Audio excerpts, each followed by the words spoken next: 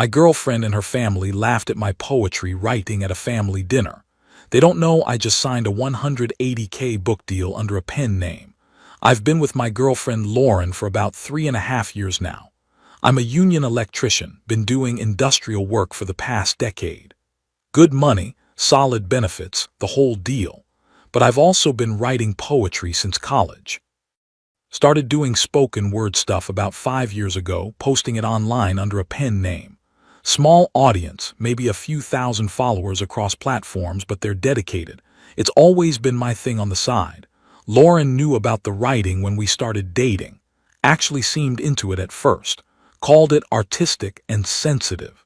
Said it was refreshing compared to the other guys she dated. Her family's different though. Real estate money country club types. Her dad's got that corner office energy, you know. Her mom does charity galas. Sister married a corporate lawyer. They're not bad people, just very focused on appearances and career trajectories. So last Saturday was her dad's birthday dinner. Nice steakhouse downtown, the kind with cloth napkins and a wine list thicker than a phone book.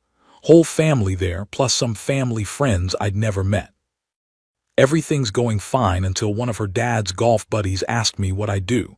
I told him I'm an electrician. Union work, commercial and industrial sites. He nodded, seemed interested enough. Then he went, and what do you do for fun? Before I could answer, Lauren jumped in. She got this smile on her face, the kind that didn't reach her eyes. Oh, Daniel writes poetry. He thinks he's going to make a living at it someday. The whole table went quiet for a second. Then her dad chuckled. Well, we all need hobbies, right? Her mom did this sympathetic head tilt thing. Her sister's husband actually laughed out loud. Poetry? What is this, the 1800s? Lauren kept going. He stays up until 2 in the morning sometimes, writing and recording himself reading it into his phone, like spoken word poetry or whatever. I keep telling him it's sweet, but he needs to be realistic about what actually pays bills. But you know how artists are. She said artists like it's a diagnosis. Her dad raised his glass. Well, we all need our little hobbies, right? Just make sure the poetry doesn't interfere with the real work, son. Can't wire a house with metaphors. Everyone laughed. Hard. I just nodded, smiled. Said something about how electrician work keeps me busy anyway. Changed the subject to the Packers game. Spent the rest of the dinner listening to Lauren's brother-in-law talk about his latest case and her dad's golf handicap. Lauren was extra affectionate on the drive home. Kept saying how proud she was that I handled that so well, and how I'm finally understanding that the poetry thing needs to stay a hobby. I didn't say much. Here's the thing though. 2 weeks before that dinner I got an email. Small independent publisher works with an audio platform. They'd been following my spoken word stuff for about a year. They wanted to buy exclusive rights to a collection I'd been working on. Wanted to release it as both a book and an audio experience, market it through their literary podcast network.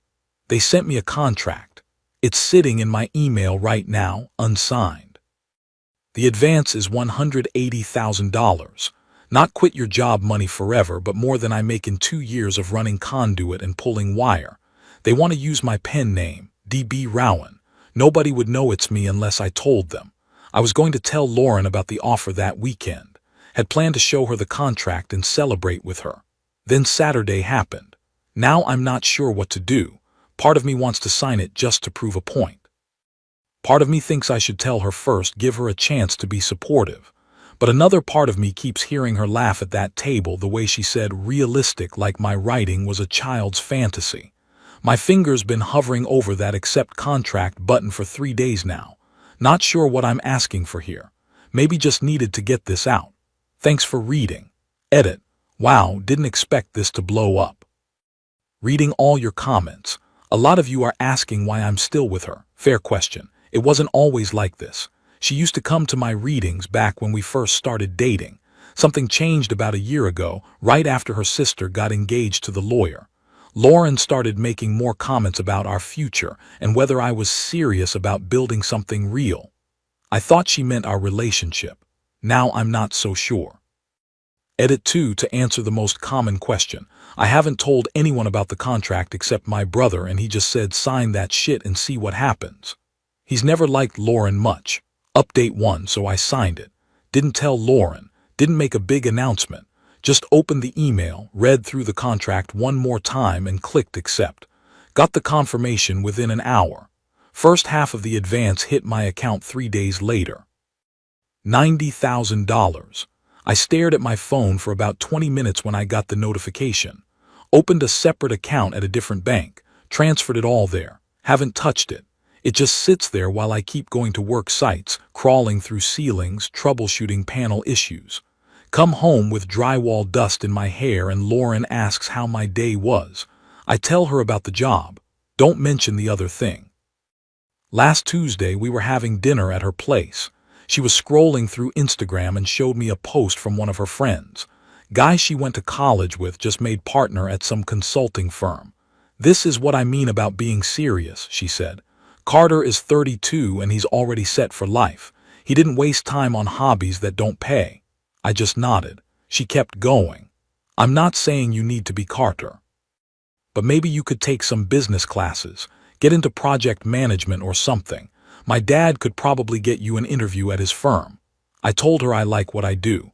Good union benefits, solid hourly rate, work is consistent. She did that thing where she sighs and smiles at the same time. I know, babe, I just want more for us, for our future. That word again. Future. Like she's got this whole plan mapped out and I'm not fitting into it right. Then Friday happened. We were at her place again. I was in the kitchen grabbing a beer when I heard her on the phone with her mom. I don't know, Mom. He's a good guy, but sometimes I wonder if he's ambitious enough.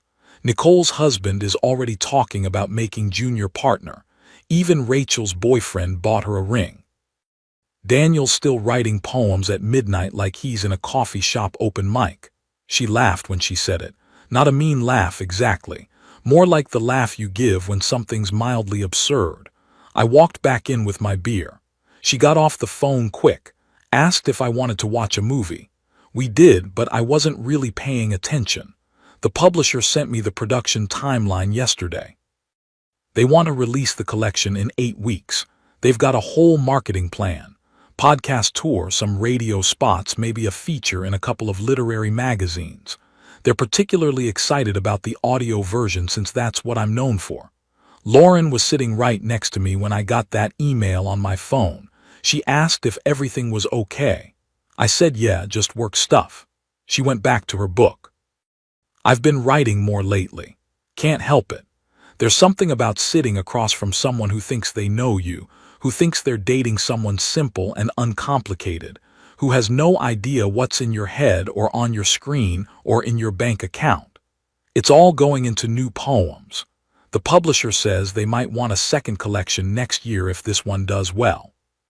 My brother came over Saturday to help me install new outlets in my garage. While we were working, he asked if I'd told Lauren yet. I said no. He just shook his head. Man, you're playing with dynamite here. Maybe I am, but I keep thinking about that dinner. The way she looked at me when she said I need to be realistic. The way her family laughed.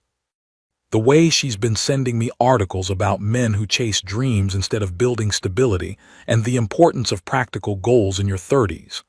I'm not trying to prove anything. That's not what this is about.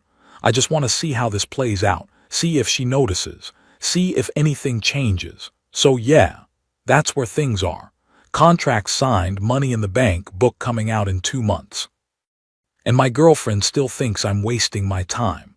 Edit. To the people asking why I'm still doing the electrician work because I like it. Union benefits are solid. I've got good guys on my crew and the work keeps me grounded. The writing is important to me, but I'm not trying to become some full-time artist living in a loft. Update 2. You're not going to believe this. The collection dropped on Tuesday. Audio version went up on Spotify, Apple, all the streaming platforms. The publisher also got it featured on this NPR podcast that covers new poetry and spoken word. Pretty niche audience, but apparently they've got a solid following. Wednesday afternoon, I was at a job site. Phone was in my truck. Came down for lunch and I'd got about 30 text messages. Publishers blowing up my email. The podcast episode went viral. Not like mainstream viral, but literary world viral. 20,000 plays in the first day. Comments are pouring in, people sharing clips on social media. One piece in particular is getting passed around. It's a poem I wrote about 2 years ago, right after Lauren and I took that trip to Lake Michigan. We'd stayed in this cabin, spent a weekend just being together. No phones, no family dinners, no discussions about future plans, just us. I wrote about that feeling, about seeing someone just exist without performance, called it Cabin Light. That poem is everywhere now. Book clubs are discussing it. Someone made a whole video essay about the imagery. Friday night, Lauren came over to my place. She'd got her laptop, said she needed to show me something. We sat on the couch and she pulled up Spotify. "You need to listen to this," she said. "Everyone at work is talking about it." She played Cabin Light. I was sitting there listening to words I wrote about her, watching her listen to them without knowing they're mine. She started crying, not like sobbing, but tears running down her face. When it ended, she rewound it and played it again. "This is beautiful," she said. "This is what poetry should be. Real emotion from someone who's actually lived, not that pretentious stuff you usually see." I was just sitting there, beer in my hand, watching her fall in love with my work.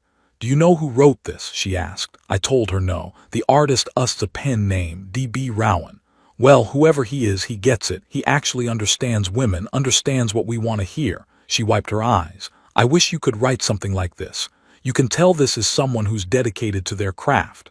I didn't say anything, just nodded. Took a drink. She played 3 more pieces, cried through 2 of them, kept pausing to tell me why each line hit her. At one point, my phone buzzed. It was the publisher. The audio version just hit 50,000 plays. They were talking about a second pressing of the physical book. Initial run sold out. Lauren didn't notice. She was reading comments on the podcast episode. Everyone's trying to figure out who this D.B. Rowan person is. Nobody knows anything about him, kind of mysterious. She looked at me. "You should listen to this.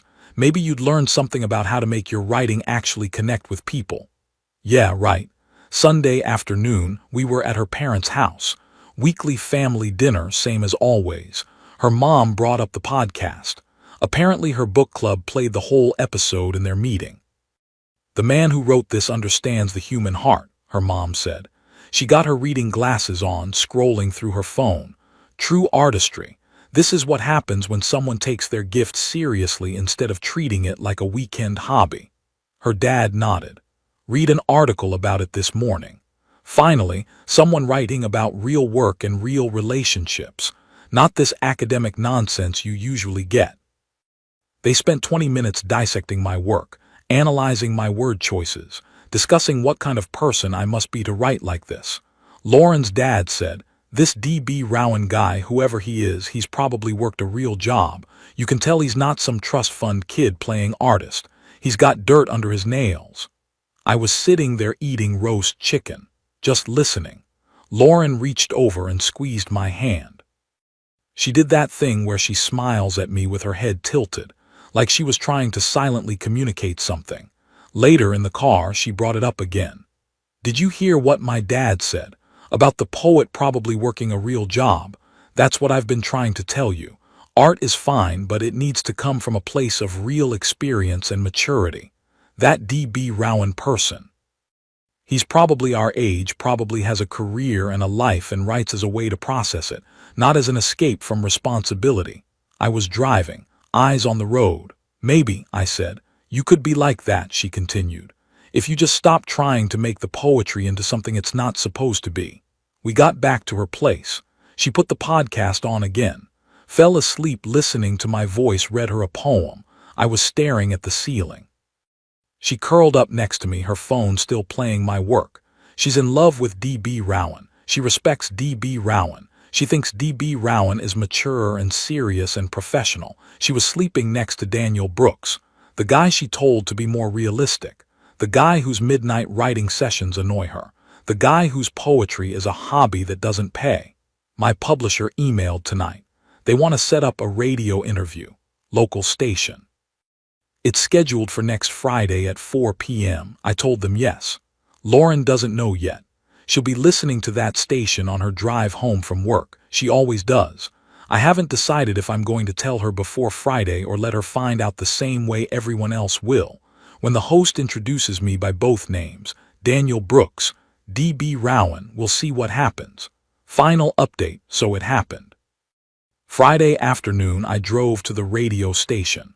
The host was this woman named Lindsay, probably mid-40s, really enthusiastic about the collection. We did a sound check. She ran through her questions. Standard stuff: what inspired the work, what my process is like, where the pen name came from. Then she said, "We'll introduce you with both names if that's okay." People know the pen name from the podcast, but I think our listeners would appreciate knowing who's behind it. I told her that was fine, checked my phone. Lauren had texted me an hour earlier. "Leaving work soon. Can't wait to see you tonight. Maybe we can listen to more D.B. Rowan, still obsessed." The interview started at 4:15. Lindsay did her intro. Today we're joined by a poet who's taken the literary world by storm. His collection, Blue Collar Nights, has resonated with hundreds of thousands of listeners. Please welcome Daniel Brooks, who writes under the pen name D.B. Rowan. I watched the on-air light and started talking. We covered the collection. I read 3 pieces live. Lindsay asked good questions about the intersection of manual labor and art, about writing from lived experience, about keeping your day job while pursuing creative work. 20-minute conversation maybe. It went well. My phone started buzzing before the interview even ended, text after text, but I couldn't check it until we wrapped, walked out of the studio. 17 missed calls from Lauren, 23 text messages, 3 voicemails. I scrolled through the texts. The first one, "What the hell?" Then, "Are you serious right now?" Then, "You've been lying to me for weeks." Then, "Everyone can hear this, Daniel. My whole office is listening. My mother just called me." I called her back. She picked up on the first ring. "You're D.B. Rowan." Her voice was shaking. Couldn't tell if it was crying or anger, probably both. "Yeah," I told her, "I'm D.B. Rowan." Since when have you been D.B. Rowan?" "Since always. It's a pen name. I've been using it for 5 years. She made this sound. Not quite a laugh, not quite a sob. "You've been sitting there, listening to me talk about your own work, listening to my family praise you while they look down on you, and you just, what? You were testing me." I told her I signed the contract 2 days after her dad's birthday dinner. Told her about the $180,000. Told her I wasn't testing her, I was trying to figure out how to tell her. And then it became clear she didn't respect Daniel Brooks, but she respected D.B. Rowan, and I needed to understand why they were different people to her. "That's not fair." Her voice went quiet. "You made me the villain. You set this up so I'd look like the bad guy."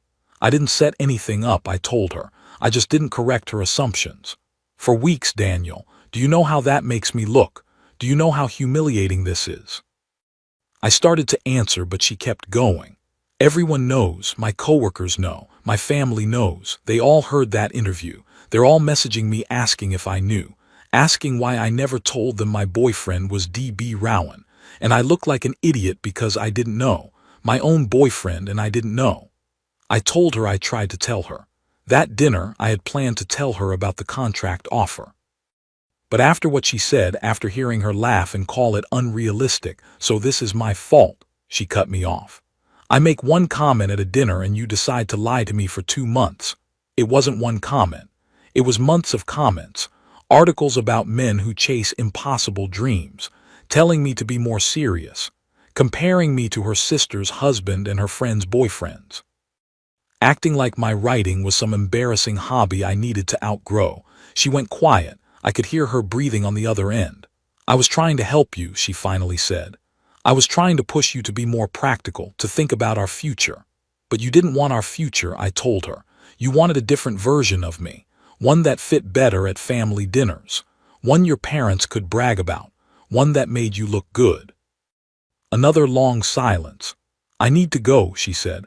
"I can't do this right now." She hung up. That was Friday. It's Wednesday now. Haven't seen her since. We've texted a little. She's staying at her parents' house. Says she needs space to think. Her mom called me Saturday. That was an interesting conversation. Started off apologetic. Said she felt terrible about the birthday dinner, about all the comments over the years. Then shifted to being defensive of Lauren. "You have to understand, she was trying to protect herself. She was trying to make sure you were serious about building a life." I told her I am serious. I have been serious. I have a union job with benefits. I have savings. I have a 401k. And yeah, I also write poetry. Those things aren't mutually exclusive. But you hid this from her, Daniel. I didn't hide it. I used a pen name, which is normal. I just didn't announce the contract because I wanted one person in my life to support me before they knew about the money. She didn't have much to say after that. Lauren's sister called Sunday. She was less apologetic, said I made her sister look stupid, said I'm holding a grudge over one family dinner and that's immature. I told her it wasn't one dinner. It was 3 years of watching Lauren slowly lose respect for a part of me she used to admire. It was countless small comments. It was being told to be more realistic, more serious, more like other people's partners. It was sitting at that dinner table and being laughed at for having a dream. You still should have told her, she said. Then she hung up too. My brother came over Monday night with pizza. We sat in my living room and didn't talk about it for a while. Then he said, "You know this relationship is done, right?" "Yeah," I said, "I know." "You okay with that?" I thought about it. About Lauren crying over my poetry. About her family praising my work while dismissing me. About her wanting me to be someone else, someone more impressive, someone she could show off. Yeah, I told him. I think I am okay with that. I moved some stuff out of Lauren's apartment yesterday. She wasn't there. Her mom let me in, grabbed my clothes, some books, my coffee maker. The whole time her mom kept trying to convince me to talk to Lauren, to work it out, to understand where she was coming from. I do understand where she's coming from, I told her. That's the problem. Found a studio apartment about 15 minutes from my current place. Signed a lease this morning. It's smaller than Lauren's place, but it's got good light. Windows face east. There's a coffee shop downstairs. Move in Saturday. The publisher called yesterday. The collection sold 20,000 copies in 3 weeks. They're already talking about next steps. Want to discuss a second collection, maybe some live reading events. There's interest from a couple of bigger literary magazines about featuring some pieces. They asked if I wanted to do more press. I said maybe. Need to figure some things out first. Lauren texted last night. Long message. Said she's been thinking. Said she's sorry for making me feel unsupported. Said she loves me and wants to work through this. Said we could do couples counseling. Said she's proud of what I've accomplished. I read it twice. Started to type a response. Deleted it. Started again. Deleted that too. Here's what I keep coming back to. She fell in love with my work when she thought it was someone else. She loved the work but not the person who made it, and I don't think that's something counseling can fix. I haven't responded to her text yet. Not sure what I'm going to say. My first reading event is in 2 weeks. Tuesday night at a bookstore in Milwaukee. They're expecting a decent crowd. The publisher asked if I wanted to bring anyone. I told them maybe my brother. Someone from work found out about the book. Word spread through the crew pretty fast. Monday morning, guys were giving me shit about it in the best way. Dan's a poet and we didn't even know it. Gonna need you to write us some safety haikus. That kind of thing. My foreman pulled me aside at lunch. That's pretty cool, man. Didn't know you had that in you. Then we went back to planning conduit runs. That's the thing Lauren never understood. The writing doesn't make me less of an electrician. The electrical work doesn't make me less of a writer. They're both me. They've always both been me. So yeah, that's where things are. Single, moving into a new place Saturday, got a book doing well and a second one in the works. Still pulling wire and running conduit during the day. Still writing at night. Thanks for all the messages, Reddit.